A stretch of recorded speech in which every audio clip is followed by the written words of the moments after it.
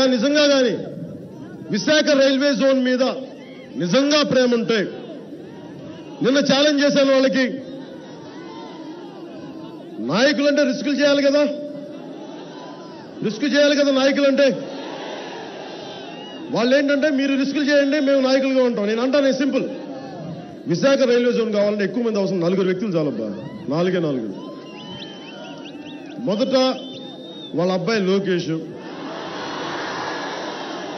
2 ముఖ్యమంత్రి గారు, 3 జగన్మోహన్ రెడ్డి గారు, 4 అతను పవన్ కళ్యాణ్ అంటే అతను. ఈ 4 కలిసి మీ కార్యకర్తలు వద్దు, జగన్మోహన్ రెడ్డి గారి మనుషులు వద్దు,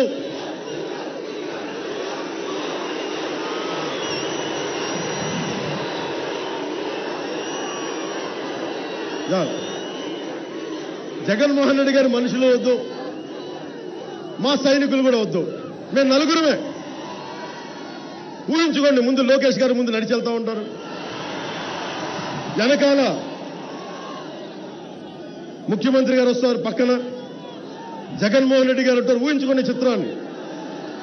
అటు మూలకి ఇక్కడ పవన్ కళ్యాణ్ భయపడతా వాళ్ళతో పాటు వెనకాల అడుగులు వేసుకుంటూ వస్తుంటారు. 4 కలిసి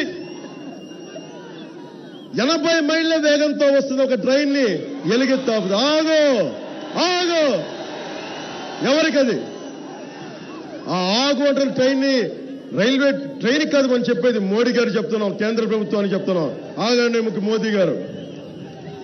నేనేమంటానంటే 4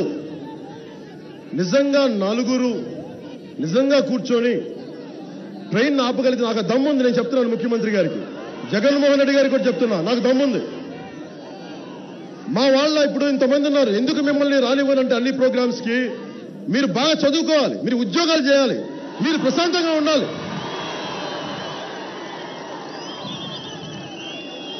కేసులు మా మీద పెట్టించుకుంటాం.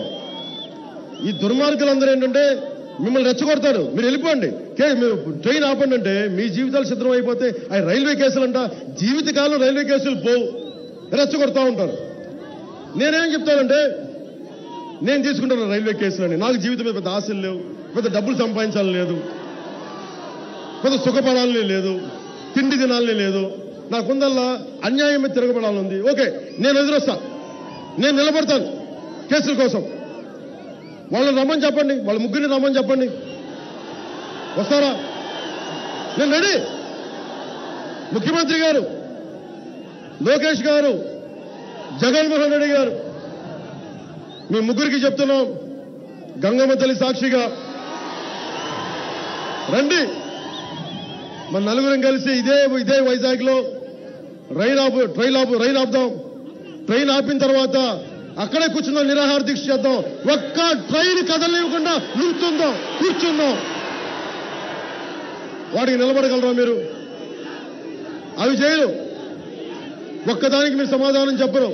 నేను దమ్ముగా ఉన్నా, సిద్ధంగా ఉన్నా. చాయిస్ మీకు వదిలేస్తున్నా.